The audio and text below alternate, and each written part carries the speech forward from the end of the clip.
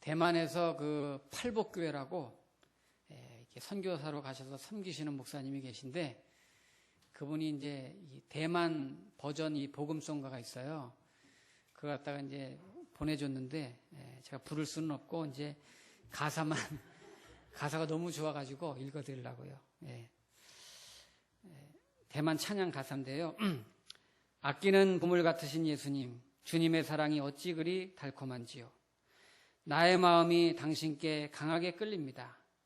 주님을 사랑함이 나의 기쁨입니다. 일생 동안 주님을 사랑합니다. 일생 동안 주님을 경배합니다.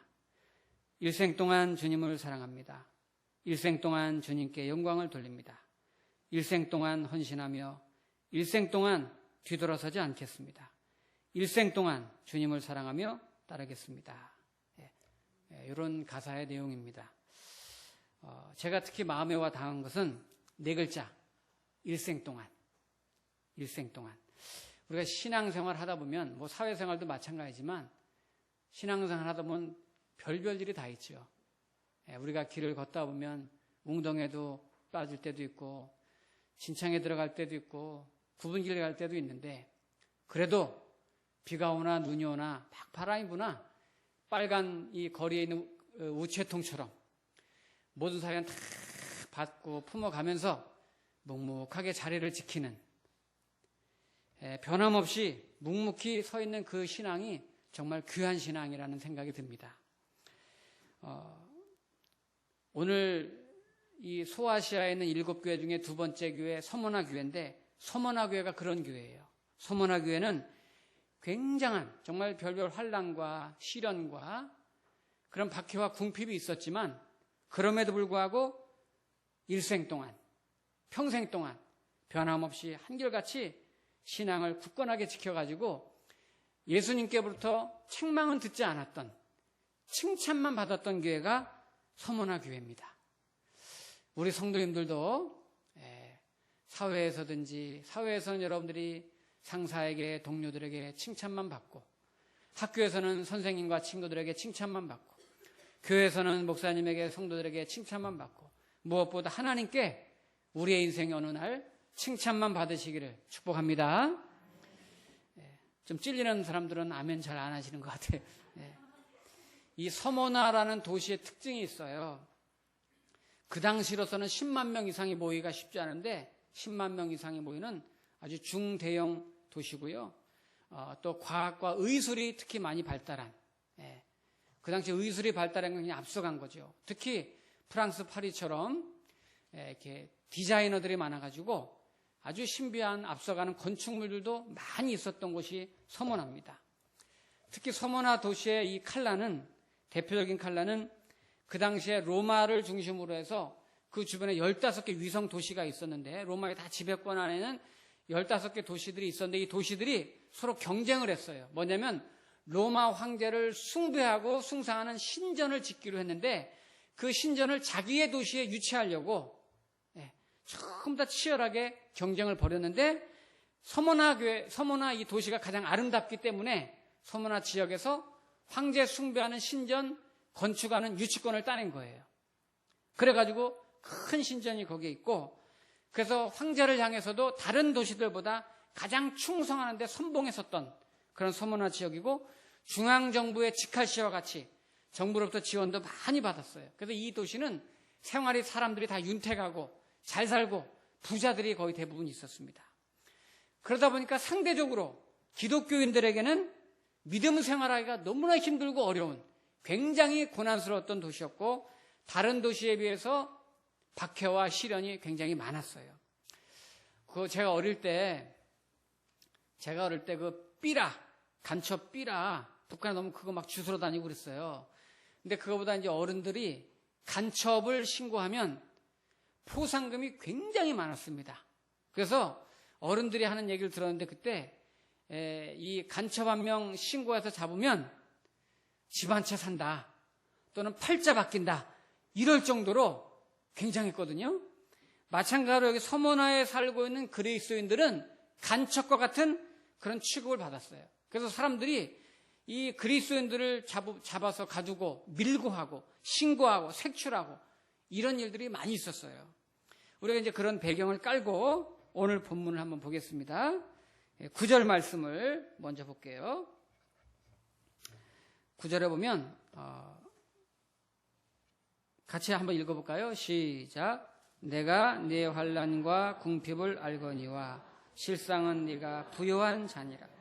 자칭 유대인이라 하는 자들의 비방도 알거니와 실상은 유대인이 아니요 사탄의 회당이다. 아멘. 여기 예수님이 환난과 궁핍을 알거니와, 그래서 이 환난이란 말은 감당할 수 없는 어떤 무게, 정말 막 짓눌리는, 감당이 스스로는 안 되는 그런 개념에서 이 환난의 단어가, 원어가 그렇습니다. 도저히 내 스스로 감당할 수 없는 짓눌리는, 막 찌그러지는, 이게 전라도 사투리로 뽀사진다고 해야 되나, 이런 거를. 막 그런 상태를 여기 환난이라 그래요. 예를 들면 우리 그 세계사 시간에 길드에 대해서 배웠잖아요. 상인들 조합. 로마 시대 이때 밑에서 이제 이 도시들이 다 장사를 하려면은 반드시 길드라는 조합에 가입을 해야 됩니다. 그래야 장사가 원활히 할 수 있어요. 그래 이 길드, 이 상인 조합에 가입을 하려면 아무나 들어올 수 없고 조건이 딱 한 가지 있는데 로마 황제를 신으로 숭상을 해야 돼. 로마 황제에 대해서 주님, 주라고 부르는 사람에 한해서 길드에 가입할 수 있도록 허락을 했어요.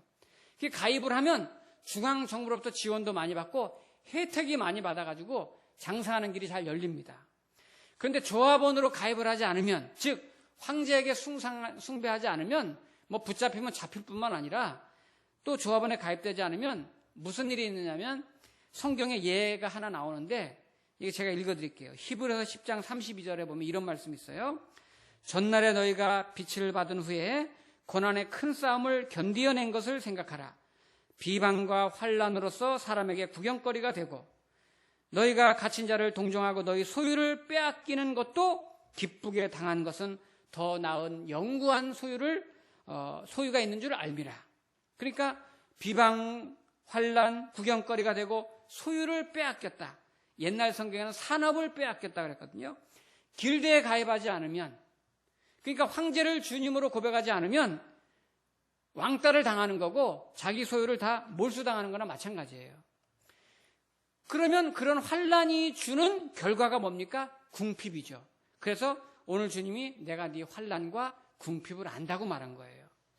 소만화 교회 성도들은 궁핍해가지고 먹고 살 것이 없을 정도로 궁핍하고 있었던 거죠. 예수님을 믿는다는 이유로. 우리가 이걸 책으로 읽으니까 별로 이제 실감이 안 나는데요. 예를 들어서 우리가 직장 생활을 하고 사업을 하는데 정부에서 국가 정책상 일하는 거에 대해서 세금을 80%를 떼간다. 80%를 매긴다든지 아니면 또 계속 수시로 막 세무 사찰이 나온다든지 이러면 이게 뭐 하루 이틀 어쩌다 한 번이 아니라 긴 그 세월 동안 이렇게 계속 한다면 우리 중에 몇 사람이나 정말 그래도 나는 신앙 지키고 믿음 지키겠다는 사람이 과연 몇이나 있겠어요.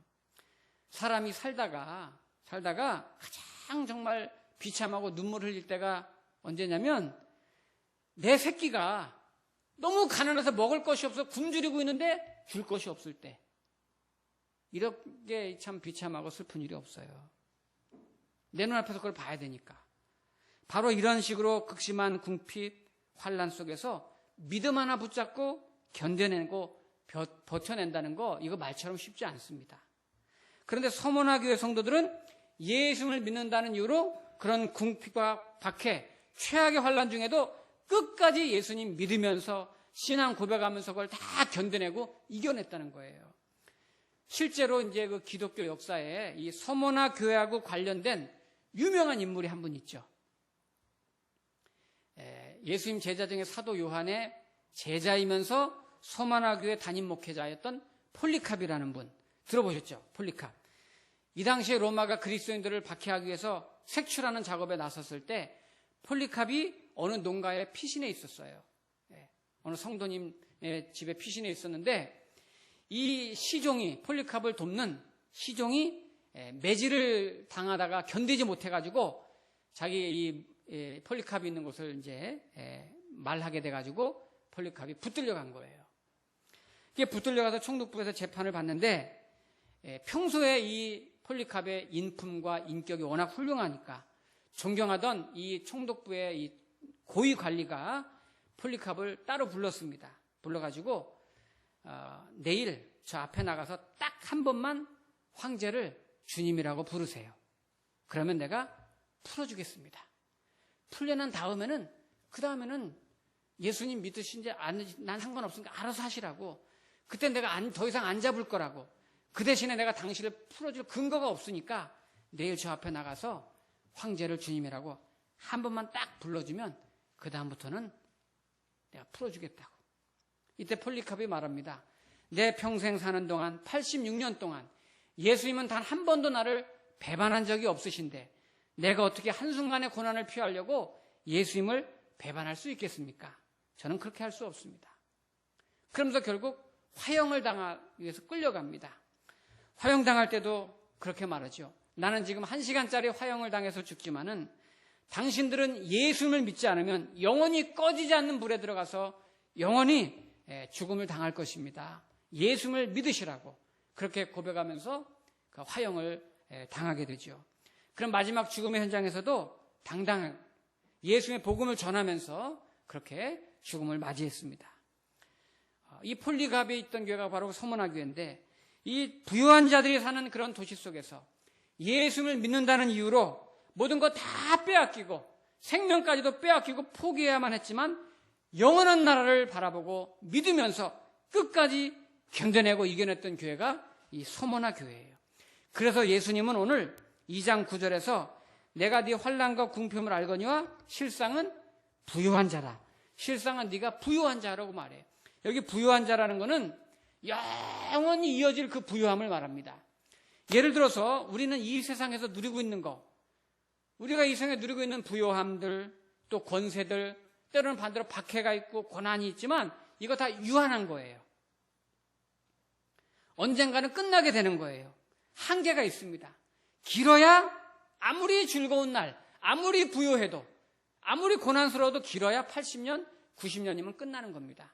그러나 예수를 믿는 믿음 때문에 내가 궁핍을 당하고 환난을 당할 때 그걸 견디고 이겨낸 성도들은 끝나지 않은 영원히 계속되는 영원한 부유함 속에 있다는 것을 주님께서 약속하고 계신 거예요. 우리 성도님들이 이 땅에 사는 동안에 때로는 내가 예수님 믿는 것 때문에 빼앗기는 고통이 있어도 고난당하는 그런 시련이 있을지라도 잠깐의 순간과는 비교가 안 되는 장차 내가 영원한 부유함, 영원히 누리게 될 그 영광을 바라보면서 분명히 예비되어 있음을 믿으시기 바랍니다. 어떤 분 표정 보니까 아직 실감이 안 나시는 것 같은데 믿으세요. 확실히 있습니다. 자, 근데 2장 9절 중간에 보면 2장 9절 중간에 보면 자칭 유대인이라는 자들의 비방도 알거니와 실상은 유대인이 아니요 사탄의 회당이라.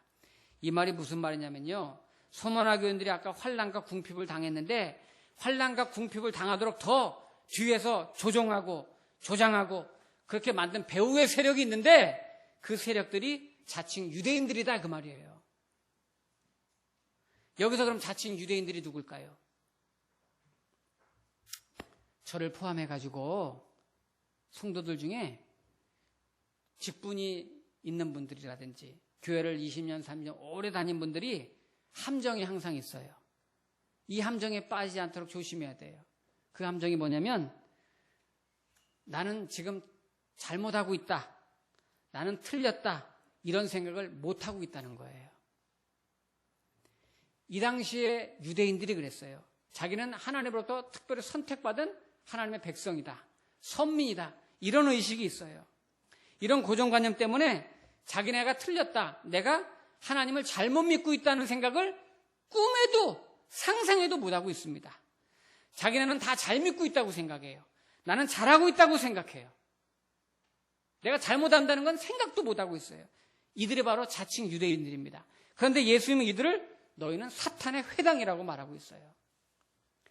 이들은 자기네는 옳다, 우리는 잘 믿고 있다, 잘한다고 생각했지만 그들은 예수님으로부터 가장 많이 책망을 받았던 사람들이 유대인들입니다. 마태복음 23장에 보면은 예수님이 너희들도 천국에 들어가지 못하면서 들어가려고 하는 사람들까지 들어가게 못하게 너희들이 천국문을 막고 있구나. 이렇게 책망을 들어요. 그런데 유대인들은 자기네가 스스로가 그런 잘못을 하고 있다는 것을 아무도 상상도 못하고 있습니다. 우리 성도님들 중에도 보면 내 신앙생활하는 게 틀렸다, 잘못되었다, 이런 생각 안 합니다. 딱 자기 기준이 있어가지고요. 특히 교회 오래 다닌 분들이 그래도 오래 다닌 교회 가서 목회하기가 어려워요. 뭐 하나 바꾸려고 해도 자기가 해온 방식이 맞다고 생각해. 뭔가 새로운 걸 하려고 그러면 그거 아니라고 그래. 틀렸다고 그래. 지금 자기가 잘하고 있다고 생각해요. 자기 생각이 다 맞다고 생각해요. 다른 사람의 말을 들으려고 하지 않아요. 부부 사이에도 보세요. 부부 사이에도. 만만치 않죠. 부부 사이도. 모든 인간관계도 그래요. 들으려고 하지 않아요. 왜? 자기 말이 맞아. 이렇게 해. 이렇게 이거 맞다니까. 절대 굽히지 않습니다. 그런데 이것이 신앙에서는 너무 위험한 거예요. 얼마든지 나도 오류가 있을 수 있고 그동안 내가 알고 있었던 것이 잘못 알고 있을 수도 있다. 틀릴 수도 있다.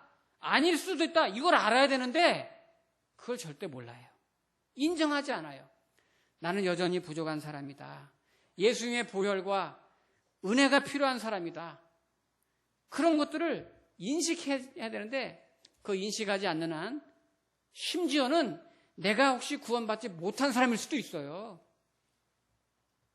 구원받은 줄 착각하고 있을 수도 있다고요. 여기 자칭 유대인이란 말은 스스로 잘 믿는 척 착각하고 있는 사람들이에요. 그런데 바로 이 사람들이 천국문을 막고 있다 그 말이에요. 다른 사람 천국문을. 가끔 교회 안에도 보면 그런 분들이 있어요. 자기는 믿음이 있다고 생각해요. 내가 교회 다닌 지 몇 년인데. 본인은 지금 믿음 생활 잘하고 있다고 생각해요. 내가 하는 일이 다 옳다고 생각해요. 그래서 누구보다 실제로 열심히 봉사하고 열심히 헌금하고 열심히 헌신하는데 그 열심으로 막 교회를 세우고 사람을 세우고 사랑하고 격려하는 게 아니라 사람을 죽이고 다른 사람 막 핥히고 상처 주고 시험 들게 만들어요. 그런데 문제는 본인은 꿈에도 다른 사람에게 상처 주고 있다, 힘들게 하고 있다는 걸 본인은 모르고 있다는 거. 이게 문제인 거예요, 이게. 우리는 그 장본인이 바로 나일 수도 있다는 걸 알아야 되는 거예요. 나는 지금 열심히 하고 있어요. 믿음 생활 잘하고 있어요. 잘하고 있다고 생각해. 내 말이 항상 맞다고 생각해. 근데 사실은 나 때문에 지금 누군가 힘들어하고 있다는 걸 왜 모르냐 그 말이에요. 자칭 유대인이에요. 예수님은 실상은 사탄의 회당이라고 그랬어요. 교회 안에서 믿음 생활하는 사람들 중에 사탄의 행위를 하고 있는 사람이 있다는 거예요. 자, 이런 상황 속에서 그렇게 그러니까 서머나 교인들에서 고난을 받고 궁핍을 당하고 그런 사람들을 보면서 예수님이 뭐라고 말씀하시는지 2장 10절 보겠습니다. 2장 10절 말씀 중요한데 우리 같이 읽겠습니다. 시작. 너는 장차 고난을 하지 말라. 볼지어다 아기가 장차 너희 가운데 몇 사람을 오게 시험을 받 너희가 10일 동안 환난을 받으리라.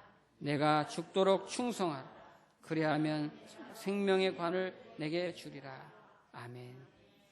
여기 환난과 궁핍에 있는 성도들에게 두 가지를 말씀했어요. 첫째는 고난을 두려워하지 말라. 둘째는 네가 죽도록 충성하라. 여기 먼저 고난을 두려워하지 말라. 왜냐하면 거기 마귀 몇 사람이 오게 던져 너를 시험을 받게 하리니, 여기 시험을 받게 한다는 말은요, 영어로 템테이션입니다. 템테이션이 아닙니다. 유혹한다 이런 뜻이 아니고 여기선 트라이얼, 테스트한다는 개념이에요. 그러니까 욥기 23장 10절에 보면은 욥이 막 극심한 환난과 고난을 당할 때 욥이 했던 말이 뭐라고 말했냐면, 내가 가는 길을 그가 하시나니 그가 나를 단련하신 후에는 내가 순금같이 되어 나오리라 그랬어요. 여기 단련하신 후에는, 시험 받은 후에는 내가 정말 정금처럼 순금같이 되리라 그랬거든요. 사람이 고난, 시련, 이런 환난, 이런 풀무불에 들어갔다가 나오지 않는 한 이게 가려지지 않아요. 우리 성도님들도 지금까지 살아오는 동안에 내 인생 동안에 너무 힘들었었던 때가 있을 거예요. 다시는 기억하고 싶지 않은 때, 정말 생각하고 싶지 않고 돌아가고 싶지 않은 힘든 때가 있었는데, 그런 세월 동안에 내가 겪으면서 알게 된 것이 뭐예요? 무엇이 내게 필요 없는 것이고 무엇이 내게 정말 중요한지를 알게 됩니다. 내가 정말 꽉 잡아야 될 중요한 게 무엇인지를 그때 그 고난을 통해서 알게 되는 거예요. 예를 들어서 집에서 우리가 쉬고 있는데 뭐 비유가 좋은 비유는 아니지만 쉬고 있는데 그 집이 불이 붙어가지고 큰 불이 우리 집 안에 막 붙었어요. 그러면 이럴 때 가장 먼저 내가 무엇을 들고 뛰쳐나가느냐? 그죠? 사람마다 다 조금씩 다르겠지만 가장 먼저 갖고 뛰쳐나가는 게 그게 나한테 가장 중요한 보물이겠죠. 아기가 누워있다면 아기를 들고서 아마 먼저 뛰어나갈 거예요. 큰 불이 나봐야, 우리 인생에 정말 집안에 큰일이 나봐야 가장 내가 중요하게 여기는 게 뭐였구나, 그 정체를 알게 되는 거예요. 내가 고난을 당하고 시련을 당할 때 옥석이 가려집니다. 사람이란 존재는 아무리 이론으로 설명해봐야 그거 마음에 닿지도 않고 못 알아들어요. 풀무불에 뒹굴어봐야 무엇이 진짜인지, 정말 내 인생에 소중한 것이 무엇인지를 알게 되는 거예요. 작년에 큰 사건이 있었을 때 아이들 많이 죽는 일이 있었어요. 그때 아이에게 너무 심하게 닥달했던 엄마가, 사람만 있어주면 내가 다시는 잔소리 안 할 텐데, 사람만 있어주면 내가 너무 심하게 했구나.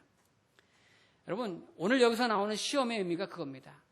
이 시험이라는 것은 우리를 더 단련하고 연단하고 순금으로 만들기 위해서. 그런데 여기 시험의 기간이 10일 동안 있으리라고 그랬거든요. 이 10일이라는 말은 열흘 동안의 의미가 아닙니다.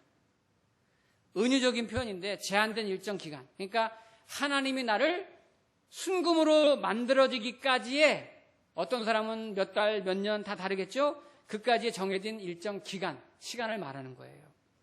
자, 이러한 서머나 교회에 대한 예수님의 말씀이, 첫째는 그런 고난을 두려워하지 말라. 히브리서 12장에 보면은 고난이 없으면 사생자요 친아들이 아니라고 그랬거든요. 그런 의미에서 오는 고난이니까 고난을 두려워하지 말라 그랬어요. 둘째는 내가 죽도록 충성해라. 그러면 생명의 관을 주리라.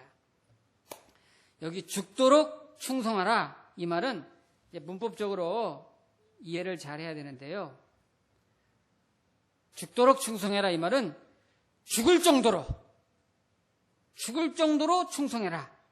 그러면 상이 있다, 이 말이 아니라 죽는 데까지 충성해라, 그 말이에요. 죽는 자리까지 가라, 그 말입니다. 일제 36년 우리나라 36년 동안 신사참배를 거부하고 반대했었던 주기철 목사님이란 분이 계시죠. 우리나라 한국교회사에 정말 별처럼 빛나는 분인데, 이분에 대한 책과 글들이 많아요. 그런데 이제 최근에 나온 거에 보면 이런 글이 있더라고요. 그 교단 총회에서도 그렇고 학교에서도 그렇고 신사참배는 우상이 아니라 그냥 일본의 국민 의례다, 이런 분위기로 이렇게 흘러가려고 할 때 유일하게 그것은 하나님께 배교하는 일이다, 해서는 안 된다 하고 싸웠던 분이 이 주기철 목사님이시거든요.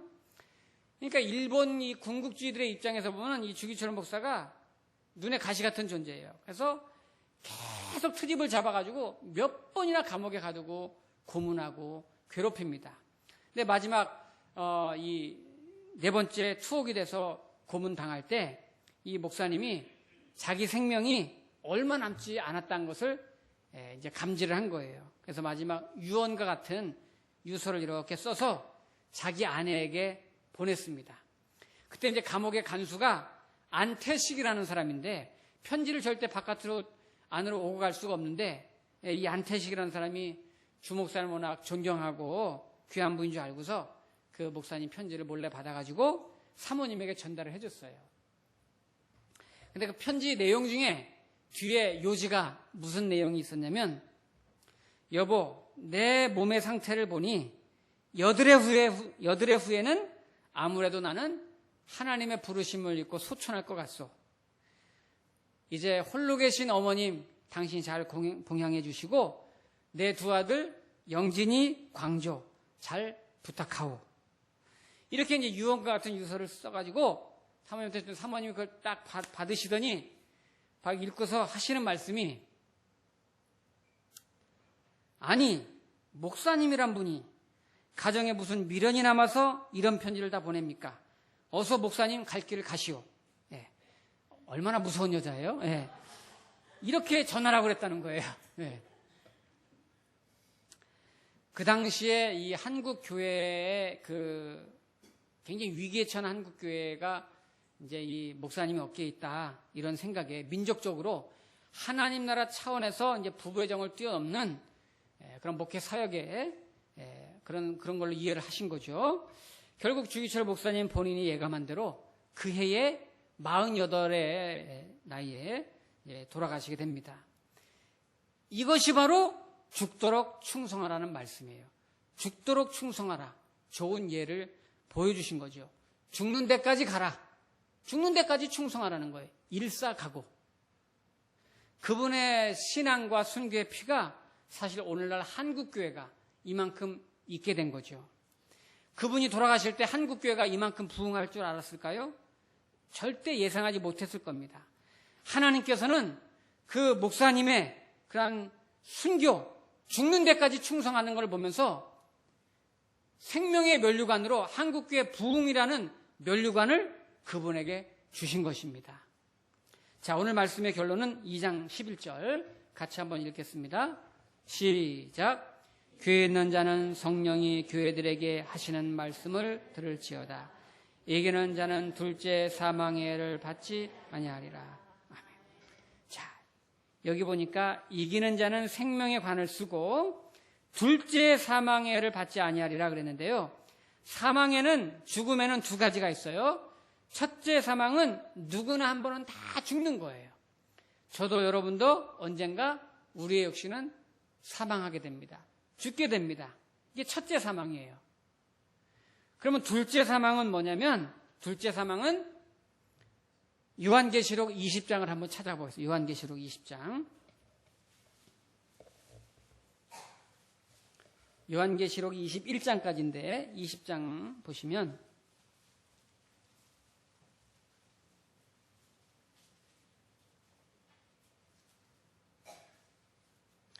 요한계시록 20장 11절부터 보겠습니다.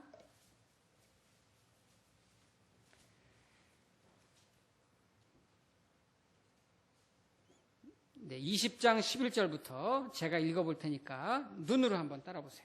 또 내가 크고 흰 보좌와 그 위에 앉으신 이를 보니, 이제 마지막 때, 마지막 지금 심판하는 건데요. 땅과 하늘이 그 앞에서 피하여 간데 없더라. 또 내가 보니 죽은 자들이 큰 자나 작은 자나 그 보좌 앞에 서 있는데 책들이 펴 있고 또 다른 책이 펴졌으니 곧 생명책이라. 죽은 자들이 자기 행위를 따라 책들에 기록된 대로 심판을 받으니 바다가 그 가운데서 죽은 자들을 내주고 또 사망과 음부도 그 가운데서 죽은 자들을 내주매 각 사람이 자기 행위대로 심판을 받고. 자, 14절 다 같이 시작. 사망과 음부 불못에 던져지니 이것은 둘째 사망 곧 불못이라. 그러면서 이제 15절은 누구니 생명책에 기록되지 못한 자는 불못에 던져지리라. 자, 우리가 여기 보면 이 땅에 사는 동안 무엇이 가장 중요한지 확인하게 됩니다. 저와 여러분 예수를 믿고 영접했기 때문에 생명책에 우리의 이름이 있어요. 그래서 우리는 불못에 들어가는 둘째 사망은 우리가 당하지 않게 됩니다. 믿으십니까? 우리는 둘째 사망이 없어요. 그러나 아직 예수를 모르는 사람은 생명책에 이름이 없기 때문에 둘째 사망을 당하면서 불못에 그 영혼이 들어가는 거예요.